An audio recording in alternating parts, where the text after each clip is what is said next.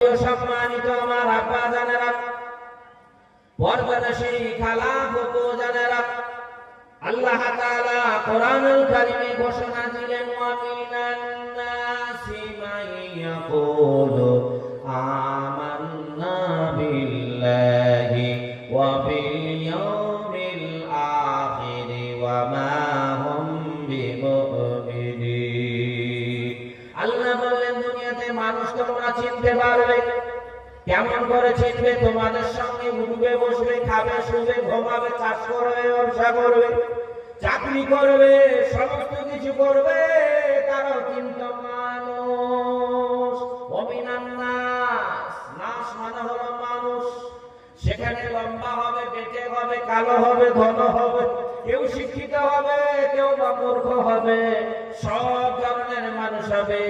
সেই জায়গায় হিন্দু হবে, জৈন হবে, খ্রিস্টান হবে, মুসলমান হবে, সব মানুষের জন্য আল্লাহ ঘোষণা দিলেন, ওয়া মিনান নাসি মান ইয়াকুলু আমান্না বিল্লাহি। আল্লাহ জানিয়ে দিলেন ঈমানদার কারা আর বেঈমান কারা। আল্লাহ জানিয়ে দিয়ে বললেন, দুনিয়ার মানুষ তোমরা শুনে নাও, পৃথিবীতে এমন মানুষ থাকবে তোমাদের সামনে বলবে আমরা ঈমানওয়ালা। তারা বলবে কিয়ামতকে বিশ্বাস করি, তারা বলবে আমরা ধর্মকে বিশ্বাস করি, কিন্তু আল্লাহ তাআলা বলেন তারা আদৌ মুসলমান নয়, ঈমানদার নয়। তারা কারা? এবার আপনাদেরকে শোনাই সেই ব্যক্তিরা কারা। দুটো বিষয় ব্রেন রাখবেন, ঈমানদারের কথা বলবো, বেঈমানের কথা বলবো, দুনিয়ার মুসলমান। আল্লাহ তাআলা এই কথা জানিয়ে দিয়ে বললেন, তারা কারা? ফি কুলুবিহিম মারাদুন ফাযাদাহুমুল্লাহু মারাদা। আল্লাহ বলেন, ওই সমস্ত মানুষেরা তাদের ভিতরে রয়েছে অন্তরে অসুখ। কি অসুখ?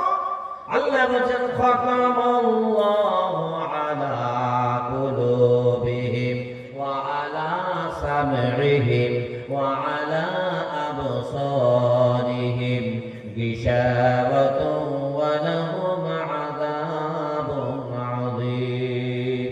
আল্লাহ জানিয়ে দিলেন, তারা চোখে দেখতে পেয়েও দেখতে পাবে না, কানে শুনতে পেয়েও শুনতে পাবে না, তাদের অন্তরের মধ্যে মোহর মারা আছে, আর তাদের জন্য রয়েছে আযাব।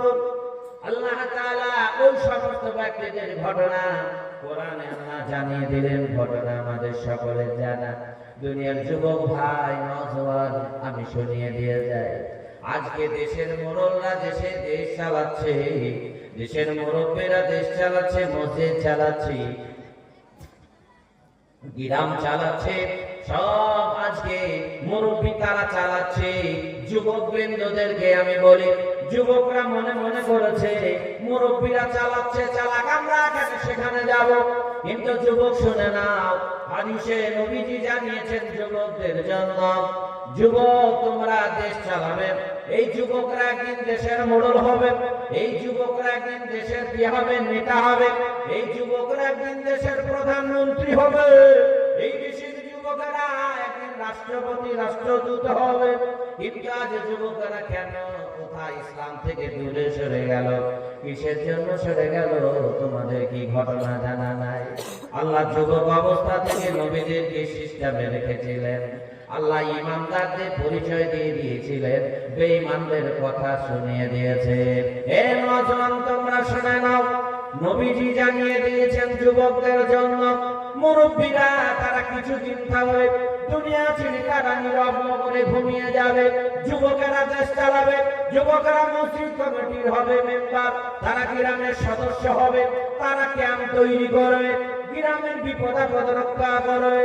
কিন্তু আজ আমাদের যুবকেরা মসজিদে 5 ওয়াক্ত নামাজে তারা যায় না। বলুন, এই যুবকেরা কি নেতা হতে পারবে? দেশের মোড়ল হতে পারবে? দেশে আজ বিচার উঠে গেল, আপনারা বুকে হাত দিয়ে বলুন।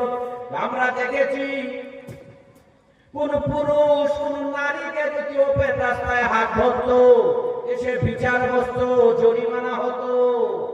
আজ হাত ধরা কি একসঙ্গে যদি যায়, মুরব্বীরা মাথা নিচু করে বিচার করার ক্ষমতা নাই। যুবক তোমরা কোথায়, কোন জায়গায় রয়েছো? কেন দেশে বিচার হয় না? কেন যুবকেরা মসজিদে ভিড় জমায় না? ও যুবক তোমরা কেন সাধন হও না? তোমরা কি জানো না একদিন মুরব্বী হবে, সেই দিন তোমরা কেমন করে দেশ চালাবে? আল্লাহ তাআলা জানিয়ে দিয়েছেন কেমন করে দেশ চালানোর জন্য তৈরি হতে হয়, শিখিয়ে দিলেন। মায়ের পেটে রয়েছেন, বিপদ শুরু হয়ে গেল। আমরা দেশে কত শান্তিতে বসবাস করি, আজান দিতে কেউ নিষেধ করে না, করে? কোন এক ঘটনা আছে দিনাজপুরের মাটিতে যে আজান বলবো না, এরকম ঘটনা আছে? নেই।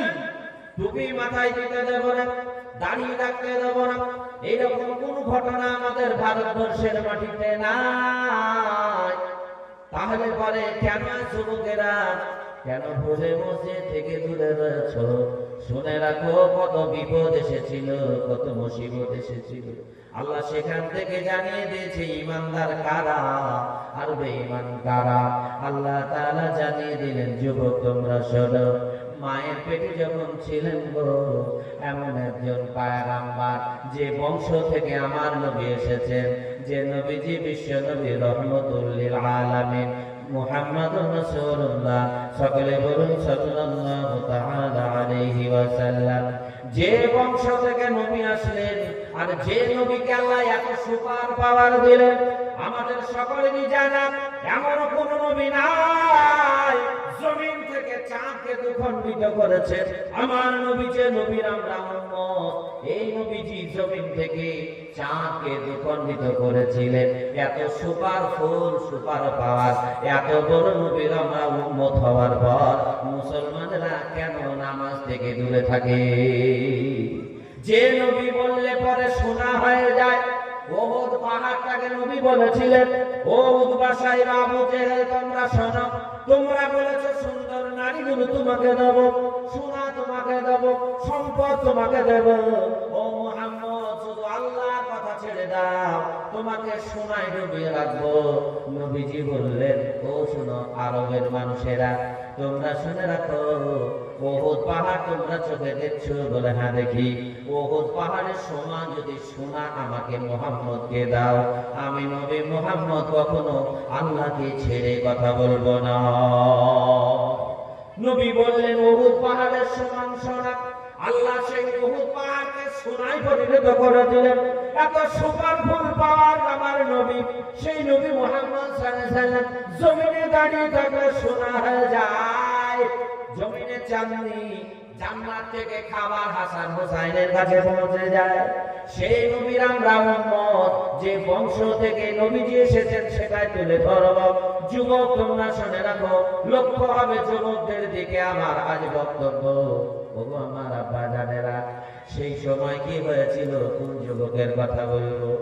সেই সময় মা জননীর পেটে আছে, দেশের মধ্যে জানতে পারলো এমন একজন বাদশা, তার নাম আমাদের জানা নমরুদ। এই নমরুদ বাদশা আইন জারি করলো যে দেশের মধ্যে বড় বিপদ, সন্তানগুলোকে হত্যা করতে হবে। ইব্রাহিম নবীর মা জননী গর্তের ভিতরে ইব্রাহিম নবীকে লুকিয়ে রাখলেন। বড় হতে শুরু করে দিয়েছে। যখন বড় হতে শুরু করলেন, সেই সময় মা জননীকে জিজ্ঞেস করলেন, আম্মা জানকে জিজ্ঞেস করলেন, পৃথিবীর মাটিতে আমরা আছি, এই পৃথিবী চালায় কে? তারা দেশের মতো করে বলেছিল, এই দেশ চালায় এমন একজন, তার নাম হলো নমরুদ। ইব্রাহিম পয়গম্বর বলেছিলেন, ও আমার পিতা, এত তার ক্ষমতা, সে আবার কেমন, সেই মালিককে আমি দেখাবো। বাদশাহ বলল, তোমাকে দেখাবো, ঠিক তোমাকে দেখাবো। যখন বাদশাহ বের হয়ে আসবি, সেই সময় বেঈমান চিনার জন্য কথাগুলো তুলে ধরি, শুনে রাখুন। ইমানদার আল্লাহ সাই করে দিলেন, বেঈমানের পরিচয় দিয়ে দিলেন। আল্লাহ কোরআনে যেটা বলেছেন সেটিং হয়ে যায়। সেই সময় আজর কুমার ইব্রাহিম নবীর পিতার নাম, সে বলল, শোনো সন্তান, যখন আমাদের মালিক বের হবে, আমাদের বাদশা যে আমাদের চালাই বের হবে, তোমাকে দেখাবো। এমন সময় বাদশা যখন বের হলো, নমরুদ যখন বের হলো, ইব্রাহিম পয়গম্বরকে তার পিতা বলল, বেটা, আজকে আমাদের বাদশা, আমাদের মালিক বের হবে, তোমাকে দেখাবো। ঠিক বের হয়েছে, ইতিহাসে পাওয়া যায় নমরুদ যখন বের হতো বোরখা পরে কাপড় ঢাকা দিয়ে বের হতো, মহিলাদের মতো সব ঢাকা। এই সময় বের হয়েছে ইব্রাহিম খলিলুল্লাহর পিতা বলেন, ওটা আমাদের মালিক সব চালায়। ইব্রাহিম নবী সেই সময় বলেছিলেন, ওগো পিতা, যে মালিক হবে সে আবার ঢাকা কেন? এ মালিক আমার পছন্দ না। মুখখানাকে চেপে ধরেছে, বা জানি তুই এরকম হবে, জন্য গর্তে তোর মা লুকিয়ে রেখেছিল। ওটাই আমাদের বাদশা, ওটাই আমাদের মালিক। ইব্রাহিম নবী বলেন, ও মালিক আমার পছন্দ না। আকাশের দিকে তাকালেন, সূর্য উদিত হয়েছে বলে এই হয়তো রব হবে। সূর্য যখন ডুবে গেল তখন ইব্রাহিম নবী বললেন, এই রব হতে পারে না যে ডুবে যায়। চাঁদ উঠলো বলে এই হয়তো রব হবে, রব খুঁজে পায় না। আব্বাকে জিজ্ঞেস করে রব দেখিয়ে দিল নমরুদকে। এমন ফেরেকার মধ্যে পড়ে গেছে। ইব্রাহিম খলিলুল্লাহ আস্তে আস্তে বড় হতে শুরু করলেন। যখন বড় হতে শুরু করেছে, আল্লাহ তাআলা এমন সুন্দর জায়গা পৌঁছা দেবেন। আমরা হয়তো জানছি, যুবকেরা সকলে হয়তো আমরা জানি আমাদের স্ত্রীরা সুন্দরী হোক, বলে ঋতুকন্যা স্বপ্ন দেখো সারাদিন, ঋতুকন্যা হবে না কোনোদিন। সবাই চায় বউ আমার স্ত্রীটা যেন সুন্দর হয়, সবাই তো চায়। তো কালো গোলা নিবে কে? বলেন না, কালো গোলা নিবে কে? আল্লাহ তাআলা বলেন, আমি জোড়া জোড়া তৈরি করেছি, জোড়া তাদের মিলে যাবে। কিন্তু আল্লাহ তাআলা বল কদরি খাইরিহি ওয়া শাররিহি মিনাল্লাহি তাআলা ওয়াল বাহসি বা'দাল মাউত। ভাগ্যে যেটা তোমার লেখা আছে সেটাই ঘটবে। এখন আই লাভ ইউ বলে তো সবাই হাত ধরে পালিয়ে গেছে, তো কি হবে তা? এটা তো ভগবান নিষেধ কি বলে যে তবে বিশ্বাস রাখতে হবে, ভাগ্যে যেটা আছে ওটাই ঘটবে। এর মধ্যে ডানে বামে কিছুটা দোয়ার কারণেও হয়, কিন্তু বিশ্বাস আপনাকে রাখতেই হবে। দেখেন কি অবস্থা ঘটলো। আল্লাহ তাআলা বিয়ের সিস্টেমের জন্য জানিয়ে দিলেন, ইমানদার হে যুবকের দল শুনে রাখো, যখন ইব্রাহিম নবী যুবক আছেন, এই যুবক অবস্থায় বিয়ের জন্য চতুর্দিকে শুরু হয়ে গেল। এমন একজন রমণীর সঙ্গে আল্লাহ বিয়ের ব্যবস্থা করে দেবেন, ইব্রাহিম নবী তিনি জানতে পারলেন না ওই দিন তিনার বিয়ে। নিজে বুঝতে পারছেন না যে বিয়ে হবে। যুবকেরা সুন্দর পোশাক পরিধান করে চলতে শুরু করলো। যখন চলতে শুরু করেছে, এমন সময় আল্লাহ ফেরেশতা প্রেরণ করলেন ইব্রাহিমকে। তখনও নবী হননি। ইমানদার কেমন ভাবে দেখেন, আল্লাহ তাআলা সুন্দর জায়গা নিয়ে যাচ্ছেন। একজন ফেরেশতা এসে মানুষ রূপে এসে ইব্রাহিমকে বললেন, হে ইব্রাহিম, তুমি কি জানো না আজকে সারার বিয়ে হবে? আমরা জানি ইব্রাহিম আলাইহিস সালাম তিনি প্রথম যে স্ত্রীকে বিবাহ করেছিলেন তিনার নাম হলো সারা। সারার বিয়ের দিন কি ঘটনা? ওই সময় সব যুবকেরা সুন্দর পোশাক পরিধান করে চলে যায় সারার বাড়ি। তার পিতা ঘোষণা দিয়েছে, আমার কন্যা যাকে পছন্দ করবে আমি তার সঙ্গে বিয়ে দিয়ে দিব, আমার তরফ থেকে কোনো বাধা নাই। সব যুবকেরা চলে যায়, সুন্দর পোশাক পরিধান করেন। ইব্রাহিম তিনি একজন গরিবের ঘরে সন্তান, ছোট্ট একটি ঘরে, যার বাপের ব্যবসা ছিল পুতুল তৈরি করা। বাজারে বিক্রি করত পুতুল তৈরি করে ছোট্ট একটি ঘর। সেই ঘরের মধ্যে আল্লাহ সুপার পাওয়ার নবী পাঠাবেন। সেই ঘর থেকে ইব্রাহিম খলিলুল্লাহকে ফেরেশতা বলে দিলেন, ও ফেরেশতা বলেন, ইব্রাহিম তুমি কি ওই বিয়ের মজলিসে যাবে? তিনিও জানেন না ওই মজলিসে গিয়ে বিয়ে হয়ে যাবে, উনিও জানেন না। বলে, ভাই আমি তো যাবো কি করে, আমার পোশাক নাই, আমি গরিব মানুষ। সেই ফেরেশতা বলেছিলেন, ইব্রাহিম চিন্তা করো না, আমি তোমাকে পোশাক দেব। এই পোশাক পরিধান করে তুমি সারাদের বাড়িতে চলে যাও। আমার নবী বিশ্ব নবী রাহমাতুল লিল আলামিন, যার কারণে সারা পৃথিবীর মানুষেরা শান্তি পেয়ে গেছে, যার কারণে নিয়ামতের মাঠে পানি পাওয়া যাবে, যার কারণে আরশের নিচে স্থান পাবে, সেই নবীজি নূরানি চেহারাখানা কোথা থেকে আসলো? নূরে তাসাল্লি, আল্লাহ তাআলার নূর জমিনের মাটিতে পৌঁছে যাবে। ইব্রাহিম নবী তিনিও জানতে পারলেন না।